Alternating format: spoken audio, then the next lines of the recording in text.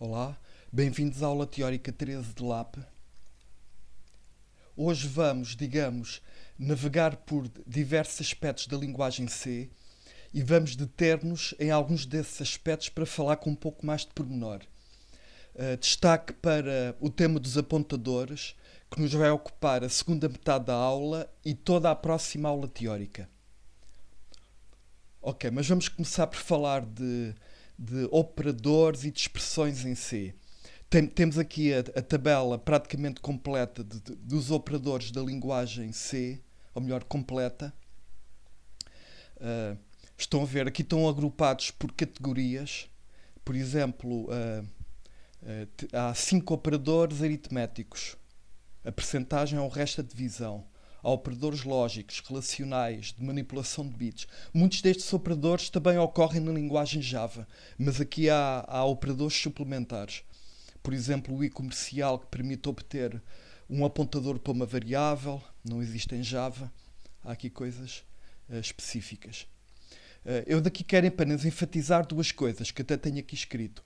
É que em C, ao contrário de outras linguagens, como por exemplo Pascal, a atribuição é considerada um operador. Porque quando escrevemos V recebe expressão, isto também é uma expressão. Há linguagens em que isto é considerado uma instrução, portanto não produz resultado. Aqui não, aqui produz. Aliás, a regra do C diz que a expressão da direita é avaliada, o resultado é colocado na variável V e o resultado final desta expressão toda é o próprio valor que ficou na variável V, que pode ser agora usado noutra expressão envolvente. Outra coisa que eu destaco é o facto de haver overloading de alguns operadores. Por exemplo, o operador mais em C designa 3 operações diferentes. A soma inteira, a soma real e a soma entre um apontador e um inteiro, que é uma coisa que veremos mais adiante. Ok, eu voltei a colocar aqui os operadores, mas agora para indicar as prioridades.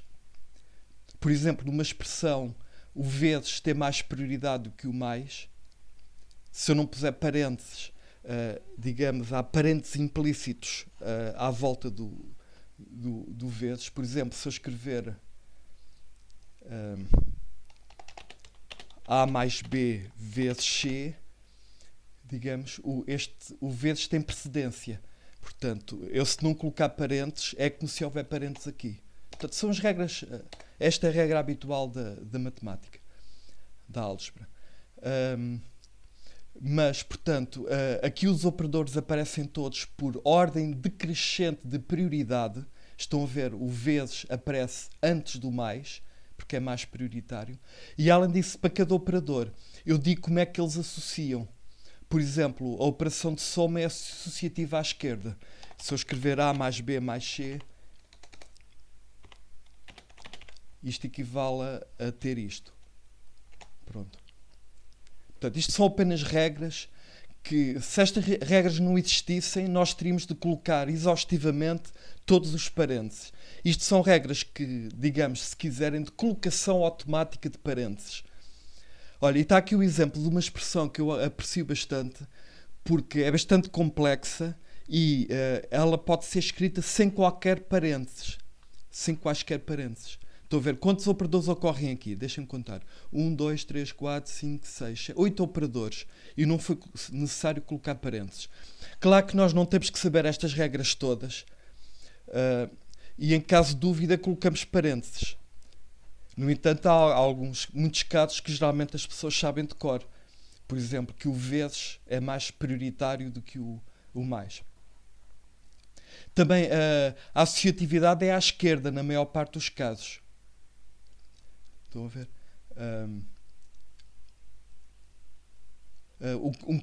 Por exemplo, um caso de associatividade à direita, por exemplo, pode ser o menos unário. Se eu escrever menos A, isto significa o seguinte, isto associou à direita, estão a ver? Pronto. Agora, os operadores podem ocorrer nas expressões e uma coisa muito importante referir sobre as expressões é que em C, e aliás na maior parte das linguagens, está previsto que o compilador tem a liberdade de rearranjar as expressões desde que respeite as regras da matemática. Ok? Uma expressão, diz aqui, portanto, em princípio tem sempre um valor único, certo? Só que para atingir esse valor, o compilador pode avaliar pela ordem que quiser. Portanto, a regra de base da avaliação em C não prevê o caso dos efeitos laterais, porque acontece o seguinte e temos de ter cuidado. Quando uma expressão tem efeitos laterais, isto é, a própria avaliação da expressão pode causar efeitos no sentido, por exemplo, uma escrita no ecrã ou a alteração de uma variável, pronto, aí nós temos de ter cuidado, porque se não tivermos cuidado, o código fica mesmo dependente do compilador que estamos a usar e nós não queremos isso de todo. Esta é uma regra, eu digo que é bastante saudável, porque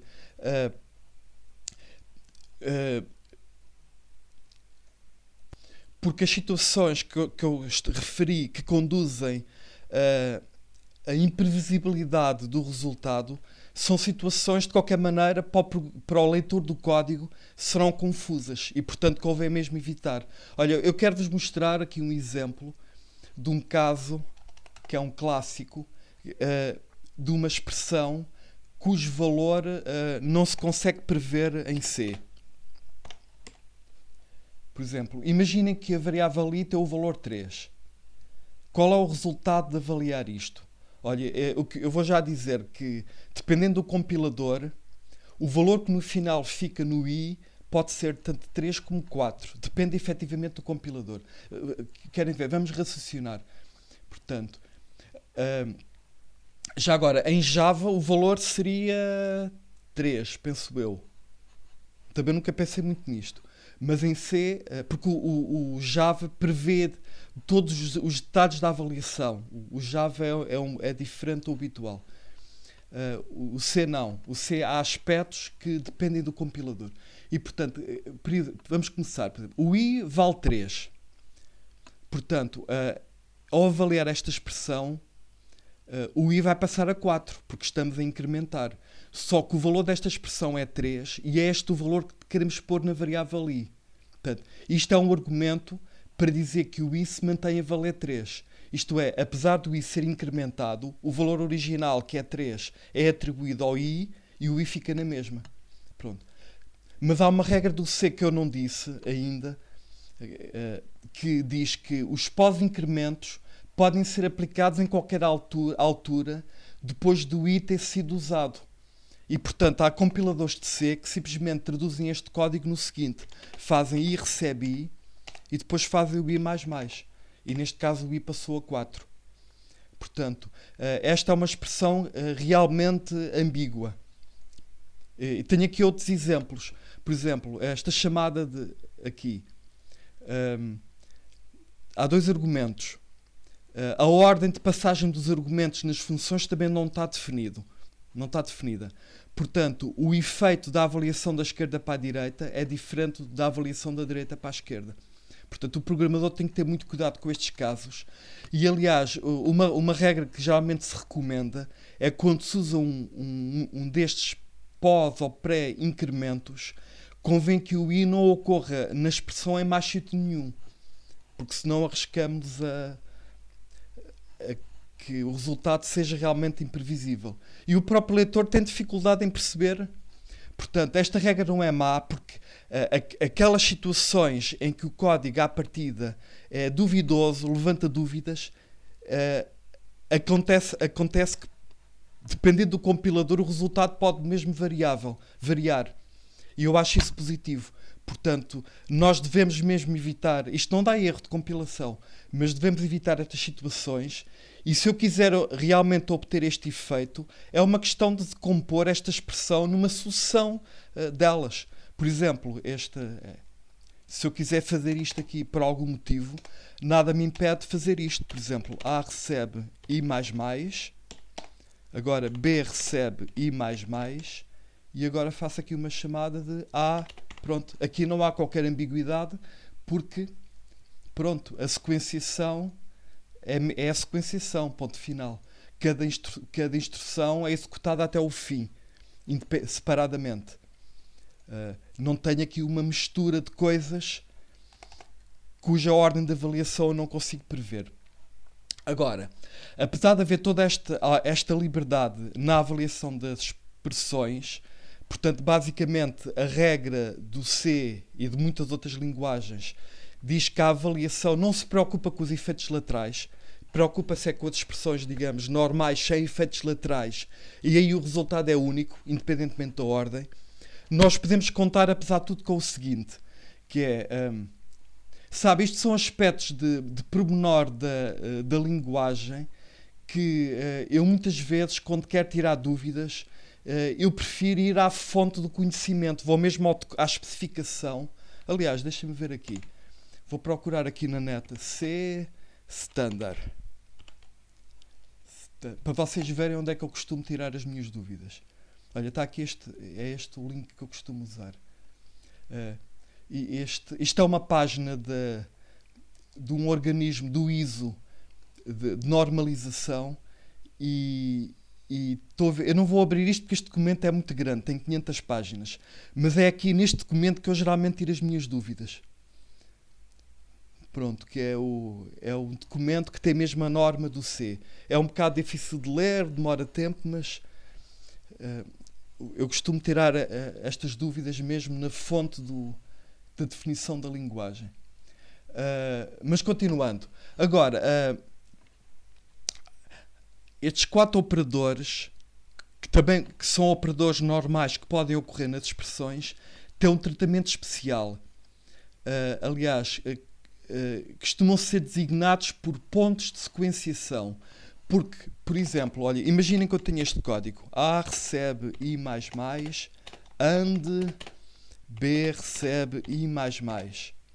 Podíamos dizer, na mesma expressão, eu tenho 2 ocorrências de pós-incrementos e, portanto, isto à partida seria ambíguo, tal como o caso de cima. Mas não é, porque o C abre uma exceção para estes operadores. Ele garante que, neste exemplo, que havendo 2 argumentos, o da esquerda e o da direita, a avaliação é feita completamente à esquerda, em primeiro lugar, pronto, e só depois é que se vai avaliar o lado direito. Olha, e já agora no caso do AND, se o resultado da esquerda for falso, ele já nem sequer avalia o lado da direita. E, portanto, este pós-incremento nem sequer ocorreria. Pronto. Mas o que eu quero dizer aqui é que, de qualquer maneira, que para os argumentos destes operadores, que a avaliação é estanque, neste caso. É feita até ao fim. Tal como ocorre aqui numa expressão, numa instrução individual. Pronto. Ainda sobre a avaliação de expressões. Ok, vamos falar na avaliação mista. Olha, imaginem, por exemplo, aqui esta misturada. Como é que isto é avaliado? Pronto, é assim. O C tem prevista esta hierarquia de tipos. Estou a ver, os tipos são progressivamente mais... tem maior, magnitude. Eu começo com o tipo char e acabo no long double, que é o tipo que tem maior magnitude. Portanto, está aqui uma hierarquia de tipos e quando, perante uma situação em que há mistura, pronto, o que o C faz é promove o tipo menos importante ao tipo mais importante e faz a conta a seguir. Por exemplo, como aqui aparece um valor real aqui no meio,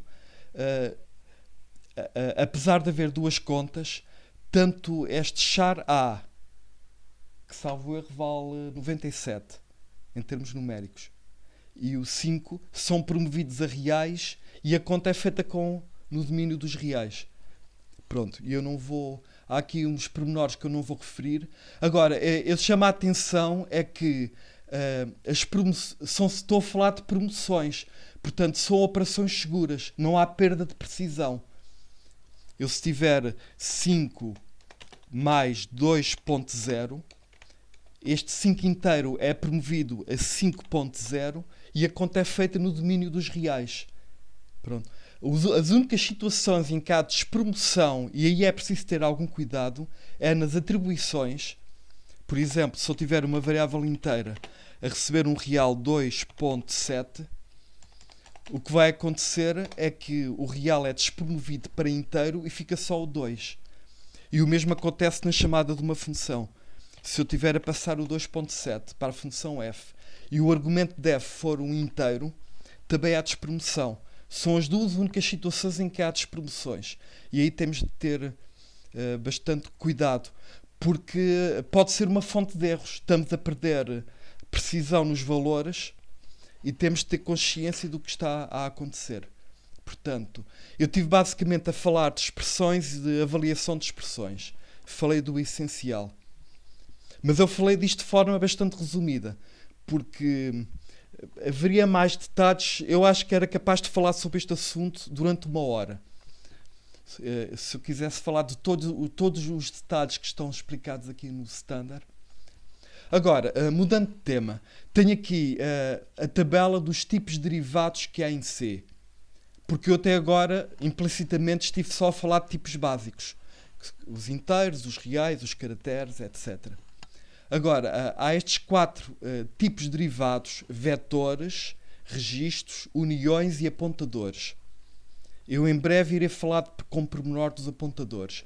Eu para já tenho aqui alguns exemplos para consulta, digamos.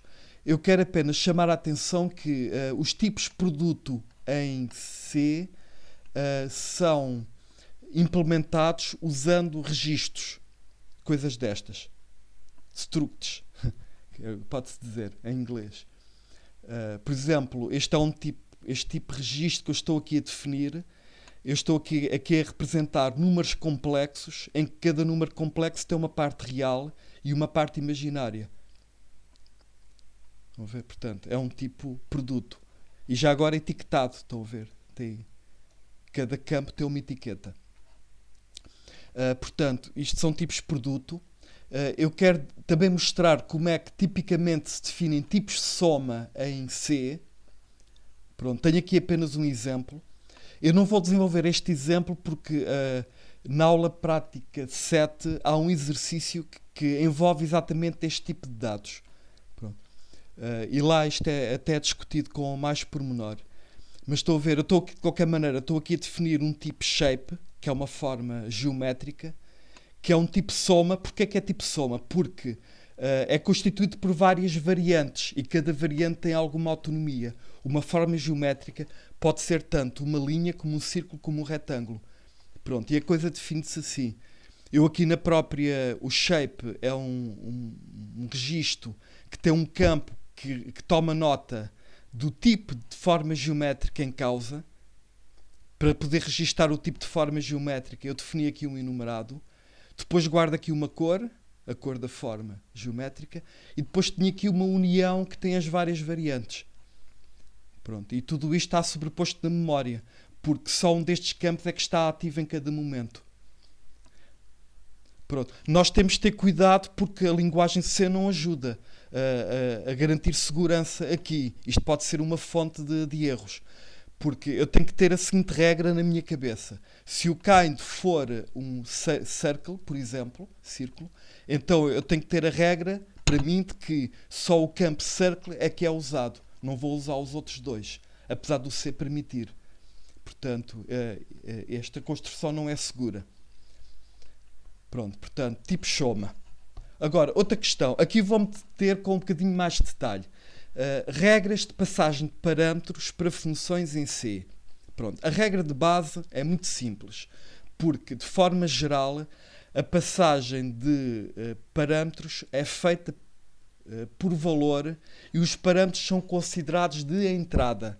Ou seja, quando nós fazemos a chamada da função, os argumentos são calculados no ponto da chamada, os valores calculados são passados para dentro da função e depois dentro da função são usados para inicializar umas variáveis locais que são automaticamente criadas lá dentro. Por exemplo, nesta função readValues, este argumento inteiro é passado por valor e tecnicamente cá dentro da função é tratado como uma variável local. Pronto. A única coisa especial desta variável local é que o valor inicial é passado do exterior no momento da chamada. Portanto, basicamente em C, os argumentos são passados por valor e também, pode-se dizer, são de entrada. A passagem por valor designa sempre parâmetros de entrada. Isto significa que se eu alterar o valor aqui dentro, cá fora não se manifesta a alteração. Portanto, o valor entra, mas não sai. É o que eu quero dizer com parâmetros de entrada. Agora, a parte que demora mais tempo a explicar é o caso especial de quando passamos um vetor como parâmetro. Pronto. É que esta situação é realmente especial. Os parâmetros, no caso dos vetores, são de entrada-saída. Estão a ver? Portanto, neste caso, reparem, o argumento é um vetor de inteiros. Se eu chamar esta função com um vetor de inteiros concreto, se eu aqui dentro alterar posições do vetor, eu estou a alterar o original no exterior. Por isso é que se diz que é de entrada-saída. O valor entra cá para dentro, pode ser usado, mas as alterações que eu fizer aqui dentro vão se manifestar no exterior. Portanto, é um parâmetro de entrada-saída. Aliás, isto nos bastidores é implementado usando um apontador. E sempre que eu altero, acedo ao vetor, eu estou a aceder ao vetor original através de um apontador. É uma boa ideia, porque se o vetor fosse copiado todo aqui para dentro, podia ser demorado. Imagine um vetor com 1 milhão de elementos. O tempo que não demoraria copiar tudo aqui para dentro. Não é isso que acontece. Ele passa simplesmente um apontador para o início. Portanto, isto é metade da explicação. Os parâmetros, os vetores, parâmetro, ou melhor, os vetores passados como parâmetro são parâmetros de entrada-saída. Portanto, é a primeira parte da explicação. A segunda, que é um pormenor técnico que temos de saber de cor, é que quando declaramos um parâmetro do tipo vetor, nós geralmente omitimos o tamanho do vetor. Estão a ver? Eu até posso colocar aqui um valor, por exemplo, 10, para manifestar a intenção de que o vetor tem tamanho 10. Mas se eu puser aqui um vetor, ele é ignorado. Portanto, o melhor é não colocar o vetor. Isto é uma coisa feita de propósito para as funções que manipulam vetores se tornarem mais úteis. Esta função é genérica no tamanho do vetor. Na verdade, eu posso chamar esta função com um vetor de inteiros de qualquer tamanho. Estão a ver? Isso é bom. É ótimo. No entanto, como a função muitas vezes precisa de saber o tamanho do vetor, eu tenho de passar o tamanho aqui ao lado. Portanto, tipicamente, quando eu passo um vetor para uma função, eu passo aqui, vai sempre aqui companhia ao lado, vai sempre um inteiro que diz o tamanho. Olha, neste caso, o objetivo é ler, usando o scanf, ler a partir do teclado n valores para preencher o vetor. Portanto, o vetor está aqui a ser lido a pouco e pouco. Mas, portanto, resumindo, há duas coisas para saber. Que é, os vetores parâmetro são de entrada-saída, número 1. Aliás, aqui é número 2. E número 1, uma função que tem um vetor passado por parâmetro é sempre genérica no tamanho do vetor. Quer se queira, quer não. Não tem muita escolha. Esta função irá sempre aceitar um vetor de inteiros com qualquer tamanho. E, portanto, se é assim, vamos aproveitar isso em nosso benefício. Pronto, e agora vamos entrar no prato forte da aula de hoje, que são os apontadores, que é o prato forte da aula de hoje e também da próxima aula teórica. Olha, eu para começar, vamos lá ver, eu quero dizer o essencial sem gastar tempo demais, até para isto não se tornar aborrecido. Mas é assim, para começar mesmo do início, vocês sabem que nos programas em C, em qualquer linguagem, mas também em C, os programas processam dados que estão armazenados na memória do computador. E como é que nós acedemos à memória do computador? O mecanismo mais simples e que é usado maioritariamente é o das variáveis. Eu defino várias variáveis, cada variável tem um nome. Vejam aqui, eu neste exemplo estou a definir uma variável i. Esta variável i designa uma determinada porção de memória que tem espaço para um inteiro. Nós dizemos o tipo de variável tem que saber o que é que o tipo de valor que vai lá ficar guardado. E, portanto, através das variáveis eu consigo fazer imensas coisas com a memória do computador. Pronto. Agora, há situações em que há necessidades especiais em que as variáveis não chegam. Imaginam que eu tenho necessidade, por exemplo, de, durante a execução do programa, criar novas variáveis. E à partida eu não consigo prever quantas variáveis vou ter de criar. Por exemplo, ou preciso criar um vetor e eu não consigo prever a partir do tamanho do vetor. Bem, neste caso há uma solução. Havendo dúvidas, eu posso dimensionar o vetor por excesso, prever o tamanho maior possível, e parte do vetor então será desperdiçado. Pronto, uma solução. Mas em geral nem sempre há solução boa para este tipo de coisas. E portanto, para situações especiais em que as variáveis não chegam, foram inventados os apontadores. Muitas vezes os apontadores são usados em associação com esta operação, malloc, que permite criar variáveis novas dinamicamente. Mas isto é um tema da semana que vem. Eu não vou falar hoje do malloc. Para falar do essencial dos apontadores, vou dizer o seguinte. Reparem, há poucas coisas para aprender sobre apontadores. Primeiro, qual a sintaxe para definir uma variável que guarda um apontador? Olha, é esta. Põe-se aqui o asterisco e este pt é uma variável que vai registar um apontador para inteiro. Pronto. E além disso, que operações existem para apontadores relacionadas com apontadores? Há apenas duas. Há o asterisco, que é a chamada operação de desreferenciação, e há o i comercial, que permite obter o endereço de uma variável. Portanto, é isto, são as operações essenciais. Agora, eu estou aqui a falar de operadores sem dar intuição. Olha, é assim, vejam este diagrama. Um apontador, aqui neste diagrama, para começar, há uma variável v normal, que tem o valor 42. Estão a ver, olha, estou aqui a definir a variável v da maneira normal. Neste caso começou a 0. Pronto, eu aqui já lhe meti 42. Agora, a seguir o que é que eu estou aqui a fazer neste código? Estou a definir um apontador para inteiro e estou a inicializá-lo com o apontador para v. Estão a ver? Portanto, o x é uma variável especial que o que guarda no seu interior é um apontador para uma outra variável exterior. Estão a ver? E, portanto, reparem, a partir de agora eu consigo aceder a esta variável de duas maneiras diferentes. Ou usando diretamente o nome v, esta é a maneira habitual, ou então posso aceder à variável indiretamente através do apontador x. E é o que eu estou aqui a fazer na parte de baixo. Estou a fazer uma atribuição em que estou a pôr o 42 na posição de memória apontada pelo x. Estão a ver? Porque esta posição de memória tem duas designações.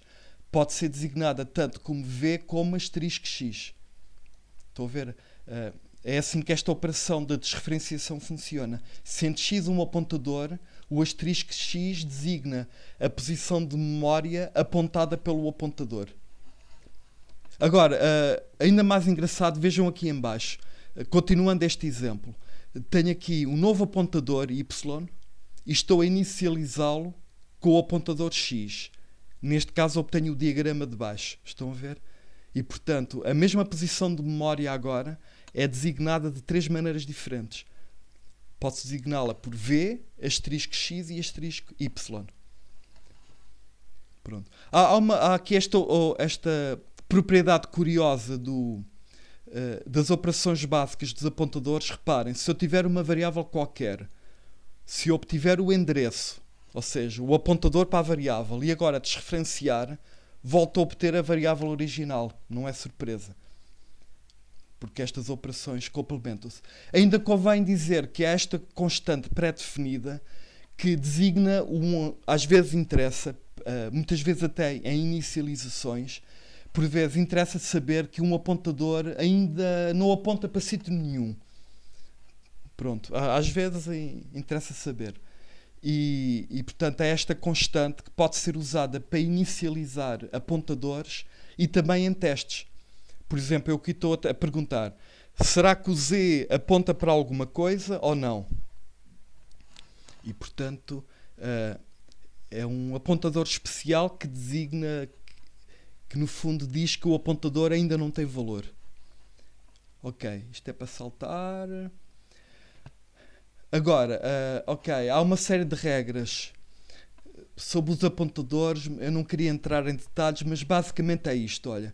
Os apontadores à partida são incompatíveis entre si.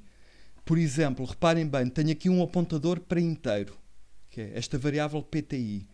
Esta outra variável PTD é um apontador para real.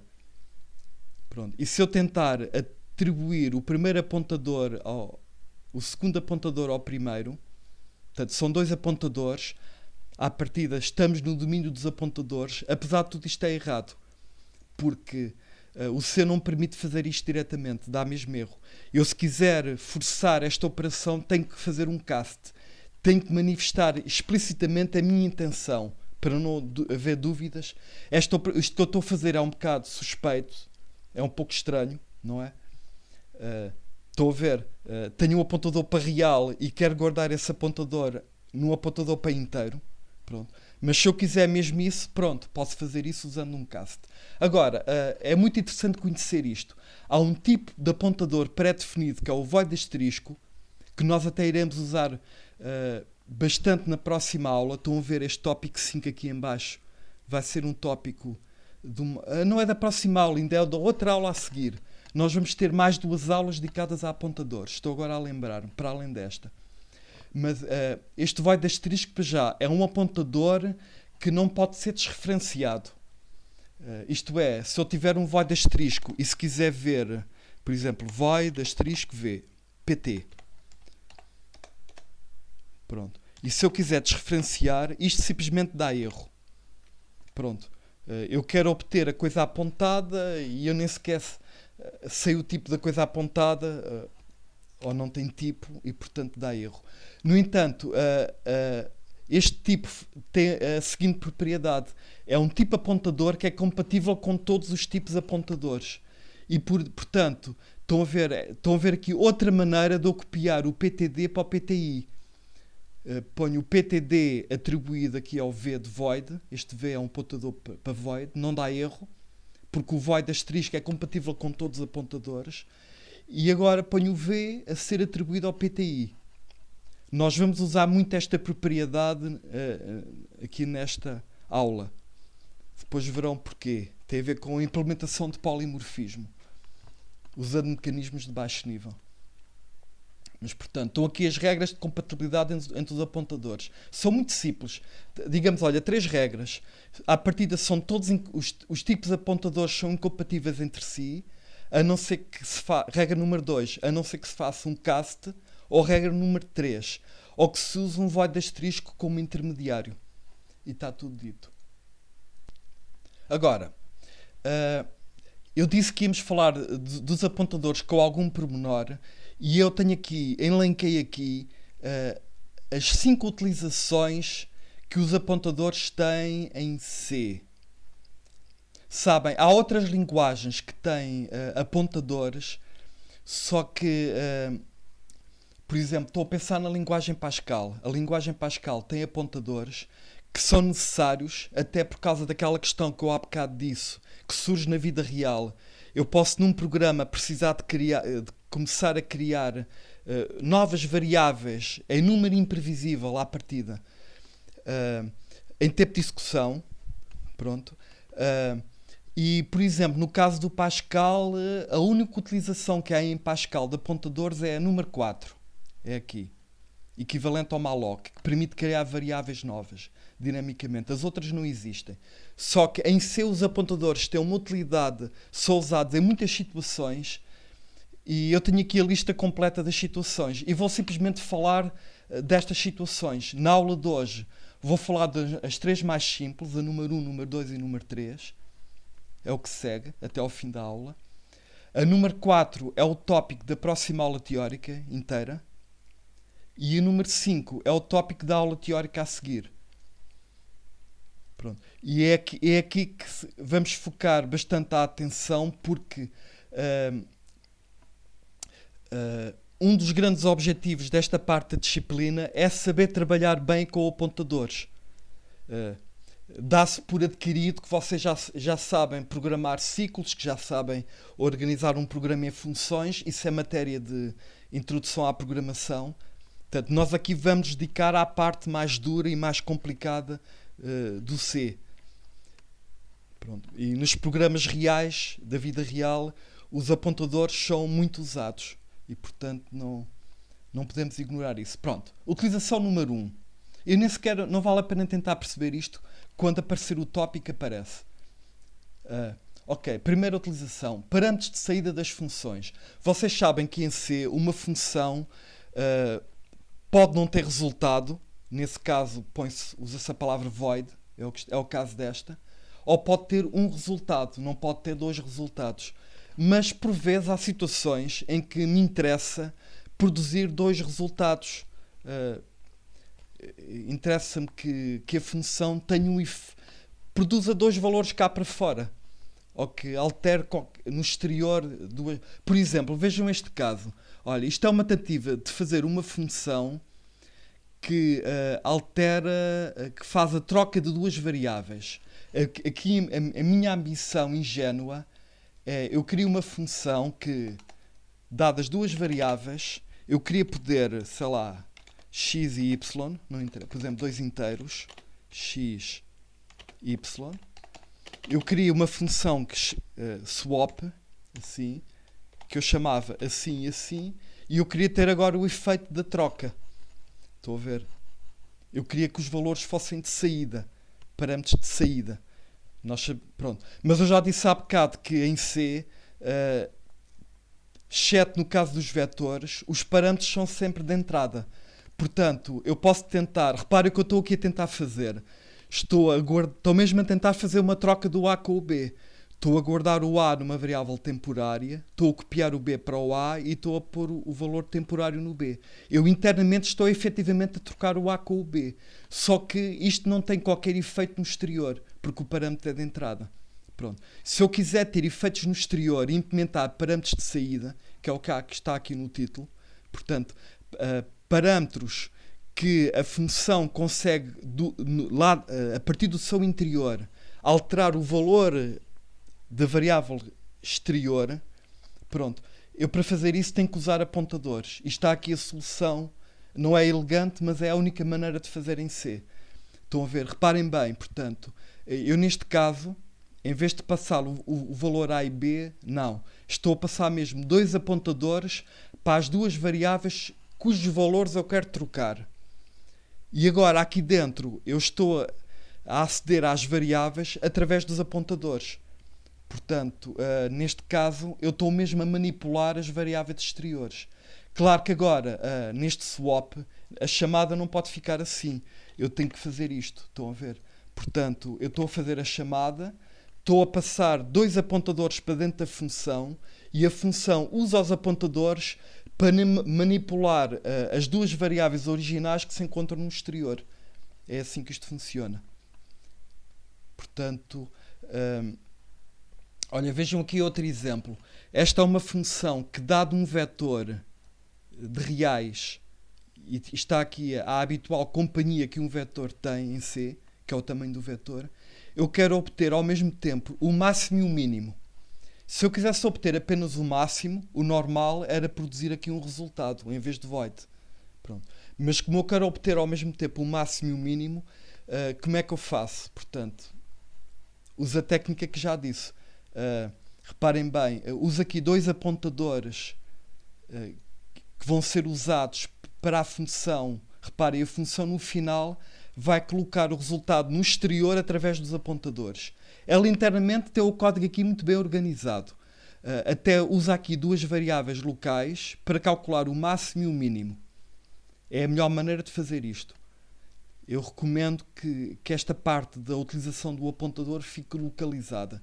Agora que o máximo e o mínimo foram calculados, eu vou colocá-los do exterior através destes apontadores. E vejam aqui exemplo de uma chamada. Tenho aqui um vetor, tenho aqui duas variáveis onde eu quero colocar o máximo e o mínimo e estou a fazer a chamada da função passando apontadores para a variável. para as variáveis. E é assim que isto funciona. Eu acho que não é muito elegante, pronto, mas pronto, está-se a usar um mecanismo de baixo nível para, digamos, dar resposta a uma necessidade que às vezes ocorre. Porque às vezes interessa realmente ter funções como parâmetros de saída. Olha, há aqui um exemplo de uma função que usa parâmetros de saída, que é o scanf. Eu penso que muitos de vocês já usaram o scanf e talvez não se tenham apercebido que o scanf usa exatamente a técnica que eu acabei de descrever. Porque quando nós queremos ler, neste caso, eu estou a querer ler um inteiro decimal, um real e um char, como a função tem que colocar os valores em variáveis que estão fora da função scanf, foi necessário passar os endereços desta maneira. Pronto. E a função recebe apontadores, faz as leituras e coloca os valores nas variáveis usando apontadores. Faz exatamente isto que acabámos de ver. Portanto, isto é uma técnica básica do C que se usa ocasionalmente. Sempre que eu tenho que fazer uma função que tem que colocar no exterior resultados, eu tenho que usar isto. A não ser que a não ser que se trate de um vetor. No caso do vetor, ele é automaticamente de entrada-saída. No caso eu quero fazer isto com um tipo primitivo ou com um registro, por exemplo, aí já tenho que usar apontadores. Ok, portanto, acho que está explicado. Segunda questão. Importa ter consciência do seguinte. Há uma relação muito próxima em C entre vetores e apontadores. E deixa-me até começar por dizer isto. Quando eu defino um vetor em C, estão aqui a ver, eu estou a criar um vetor com tamanho de C. E já agora, vou abrir aqui um parênteses. Reparem que há aqui uma diferença radical para a linguagem Java. Em Java nós nunca escrevemos isto. Isto até dá um erro sintático, algo equivalente a isto. Em Java nós definimos o vetor, mas o vetor, definimos a variável que guarda o vetor, mas o vetor é criado sempre com um new. Aqui não. Estou a ver. A própria definição da variável indica o tamanho do vetor. Pronto. Mas agora, o que eu quero dizer é o seguinte, é que tecnicamente, tomem bem nota do que eu vou dizer a seguir, que é um bocadinho complicado. Eu defino o vetor assim, mas tecnicamente este nome que está aqui é considerado internamente no C, para todos os efeitos, como um apontador que aponta para a posição 0 do vetor. E é um apontador constante. Portanto, internamente, o C ele vai reservar espaço para 100 inteiros. Vai haver um bloco contíguo com espaço para 100 inteiros. Mas, tecnicamente, este nome, vetor, é considerado um apontador constante, reparem, constante, que aponta para o início do vetor. De tal maneira que eu agora, até para aceder à posição 0, posso usar duas notações. Posso usar esta, pronto, que esta é a normal, aliás é a que eu gosto mais, é a mais legível, mas temos de ter consciência de que o C também permite esta outra maneira. Eu aqui estou a aceder à posição 0 do vetor. E nós temos que saber isto, porque há imensos programas que usam esta propriedade da linguagem. E, portanto, temos que saber isto para conseguir perceber o programa. Agora, continuando a explorar este exemplo que eu tenho aqui. Olha, vejam agora, isto é perfeitamente possível agora. Estou agora a definir um apontador para inteiro e estou a inicializá-lo. Isto é perfeitamente possível porque, tecnicamente, o que eu tenho à direita é um apontador. O nome do vetor internamente é um apontador, não se esqueça. E à esquerda tenho uma variável que é também um apontador para inteiro. E, portanto, isto é perfeitamente compatível. A diferença que há entre estes dois apontadores é que o da direita é constante, o da esquerda já não é constante. Portanto, eu se quiser, por exemplo, usar um apontador para navegar no vetor, a percorrê-lo, não posso usar o vetor, porque o vetor não varia, é constante. Mas posso já usar este PT. Pronto, portanto, há aqui uma série de subtilezas. E ainda mais, sendo o PT um apontador, eu posso usá-lo com notação de vetor. Epá, e o que justifica isto é o seguinte, é que do ponto de vista de um apontador para inteiro, neste caso é um exemplo, apontador para inteiro, toda a memória é um gigantesco vetor de inteiros.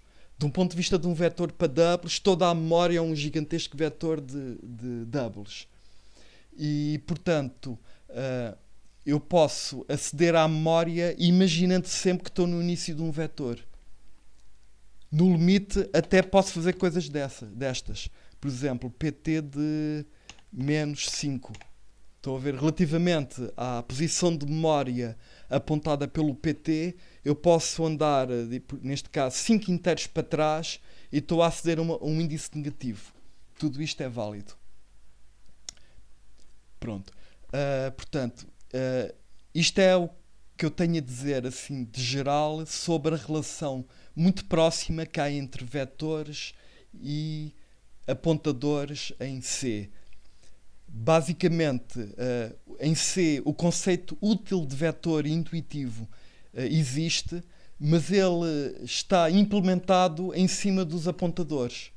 Basicamente, os vetores do C são reduzidos a apontadores. Pronto. Agora, há estas 3 operações sobre apontadores. Reparem. Olhem, PT, a soma entre um apontador para inteiro. Uma soma entre apontador e inteiro. O que é que isto faz? Bem, o resultado desta conta é um novo apontador que aponta para i posições mais adiante. E eu, quando digo posições, não estou a falar em bytes. Não. Estou a falar em valores do tipo t, considerando que o PT é um apontador para t's. Também posso andar para trás. Aliás, esta coisa que eu escrevi aqui, PT menos 5, é rigorosamente equivalente a isto. PT menos 5, desreferenciar. Portanto, tenho um PT que aponta para um sítio. Agora, obtenho outro apontador que aponta para 5 inteiros atrás e agora desreferencio. Estou a aceder àquela posição. Pronto. São 2 sintaxes equivalentes. Pronto. Há esta operação entre apontador e inteiro e, muito interessante, também há esta subtração entre 2 apontadores do mesmo tipo. Neste caso, o resultado é um inteiro que diz basicamente a distância, usando como unidade o tamanho do tipo t. Portanto, isto são tudo contas feitas com apontadores para t. E a unidade, volto a salientar que eu já vi muitos bugs relacionados com isto. A unidade de medida para estas contas não é o byte, porque há muitas pessoas que pensam que é o byte, não é. É o tipo T. Portanto, se eu fizer PT mais 5, e se o PT for um apontador para inteiros, eu não estou a apontar 5 bytes para a frente, não. Estou a apontar 5 inteiros para a frente. Se por acaso os inteiros ocuparem 4 bytes, é o que acontece na minha máquina, isto acabam por ser 20 bytes para a frente, porque é 5 vezes 4. É o size-off do tipo que tem que ser levado em conta. Agora reparem, tenho aqui um exemplo para acabar esta conversa entre a relação entre apontadores e inteiros. Olha, imaginem que eu tenho aqui isto permite assentar ideias, este exemplo. Tenho aqui 2 vetores, por acaso 2 matrizes, porque são vetores bidimensionais. Estão a ver? Até são matrizes quadradas, 20 por 20. Tenho a matriz I1 e a matriz I2. Eu uso a palavra I porque são matrizes de inteiros. Pronto.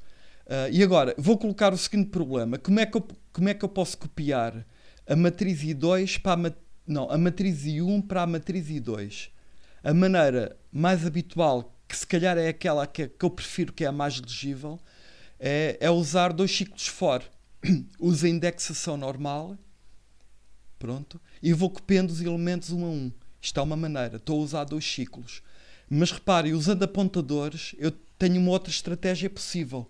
Como eu sei, e vocês podem dar isto por garantido, que um vetor ocupa na mesma matriz, ocupa na memória uma sequência de posições contígua, pronto, eu posso pôr a apontar, colocar um apontador, que é o que eu tenho aqui, o PT1, a apontar para o início da primeira matriz, outro apontador a apontar para o início da segunda matriz, e agora simplesmente com um único ciclo, em vez de dois, com um único ciclo, varre a memória e vou copiando tudo. E reparem como eu estou aqui a fazer a cópia com estes apontadores. Isto é uma operação bastante sofisticada, porque eu estou a copiar o valor apontado pelo PT2 para o sítio apontado pelo PT1 e ao mesmo tempo incremento logo os apontadores e passo ao inteiro seguinte. Portanto, eu estou aqui a navegar por aí fora e já agora paro quando chego ao fim. O fim o que é? Olha, reparem como eu calculo o fim. É o PT2 mais size vezes size. Portanto, isto é o número de elementos que está na matriz, que neste caso é 400, e eu estou a somar um apontador com o inteiro. E ele vai... eu não estou a somar 400 bytes, não. Estou a somar 400 inteiros. E, portanto, isto em princípio até será um bocadinho mais rápido. Não muito mais, mas um bocadinho mais rápido. Reparem. Pronto. Aquilo que o ciclo está a fazer em cada volta é um bocadinho menos. O próprio teste de terminação é apenas um ciclo.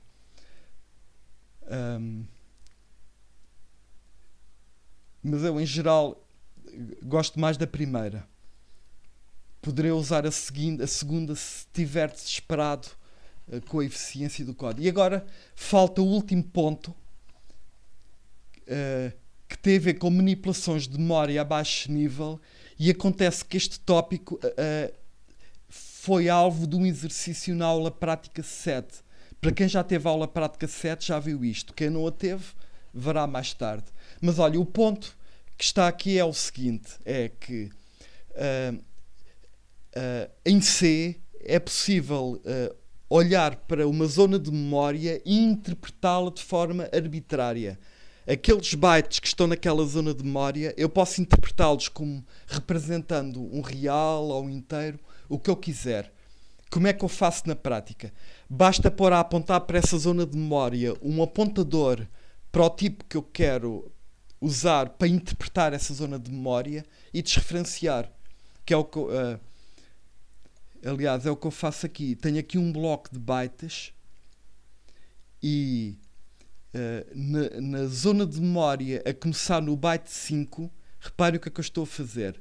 Portanto, este B5 representa a posição de memória que começa no byte com o índice 5.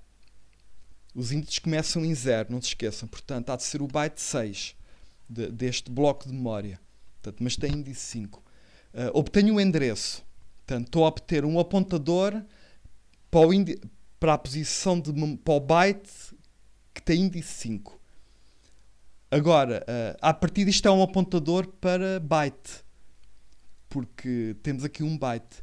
Mas agora estou a converter este apontador para byte em apontador para double. Pronto. E agora que tenho um apontador para double a apontar para o sítio desejado, posso chegar lá e ler essa zona de memória como um real ou escrever nessa zona de memória um real. Estou a ver? Portanto, usando o cast, eu posso pôr a apontar para uma zona de memória qualquer, um apontador de qualquer tipo, e agora do ponto de vista desse apontador, essa zona de memória tem aquele tipo. Eu posso ler e escrever com toda a liberdade. É tão simples como isto. No fundo, olha, isto é uma consequência de algo que eu já ensinei antes. Eu há bocado estive a falar aqui do cast. Pronto, de como é que, de regras de manipulação de apontadores em geral. Não te esqueçam, eu estou aqui a falar de utilizações práticas dos apontadores. E já agora, recapitulando, eu falei em implementar funções com parâmetros de saída, número 1. Okay. Manipulações de vetores através de apontadores, é número 2. E número 3, manipulações de memória a baixo nível. Pronto. E na aula prática 7, muitas destas coisas são praticadas. Agora, a próxima aula teórica, que vai ser a 14, vai ser dedicado ao tópico, este tópico 4, que depois veremos o que é, agora não se preocupem, e para o tópico 5 também haverá uma aula separada. E está aqui apenas por uma questão de organização, e é simpático, pronto, conseguir anunciar cenas dos próximos capítulos. E depois se vê. E vou terminar a aula, o resto bom dia, obrigado.